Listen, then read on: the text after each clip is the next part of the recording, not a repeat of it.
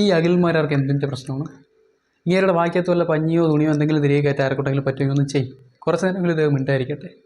വയ്യ കേൾക്കാം, അതുകൊണ്ടാണ്. ഒരു കാലത്ത് സ്ത്രീകൾ പ്രസവം എന്ന് പറയുന്നത് വളരെ കൂടുതൽ, പണ്ടൊക്കെ തമാശയായിട്ട് ചിലർ പറയുന്നത് കേൾക്കാം. പ്രസവം എന്നൊക്കെ പറഞ്ഞ അന്നത്തെ കാലത്തെ പെണ്ണുങ്ങൾക്ക് നീ കുത്തിയിടുന്ന പപ്പായ പോലെ കിടക്കൂ ഇങ്ങനെയായിരുന്നു. പ്രസവം എന്ന് പറയുന്നത് വളരെ കൂടുതൽ, പണ്ടൊക്കെ തമാശയായിട്ട് ചിലർ പറയുന്നത് കേൾക്കാം.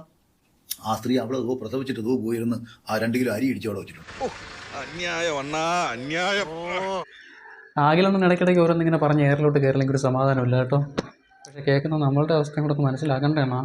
ഇത്ര നിസാരമായിട്ട് സ്ത്രീകൾ വളരെ എൻജോയ് ചെയ്തിരുന്ന ഒരു പ്രോസസ്സിനെ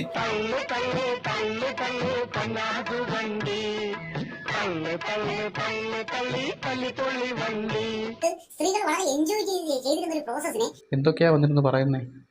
പകതിരിവില്ലേക്കൊന്നും മിണ്ടാതിരുന്നൂടെ? വെറുതെ എന്തിനാണ് ആൾക്കാരെ കൊണ്ട് പറയിപ്പിക്കാനായിട്ട് ഇങ്ങനെ ഓരോ. ഇവിടുത്തെ കുറെ ആശുപത്രികളും വന്ന് ഇവിടുത്തെ കുറെ രക്ഷകർത്താക്കളെ ഇതിങ്ങനെ പ്രഷർ കയറ്റി വെച്ച് കഷ്ടമാണ്. ഇതിന് കുറേ ഫാൻസ് ഉണ്ട്, അതാ ഏറ്റവും വലിയ രസം.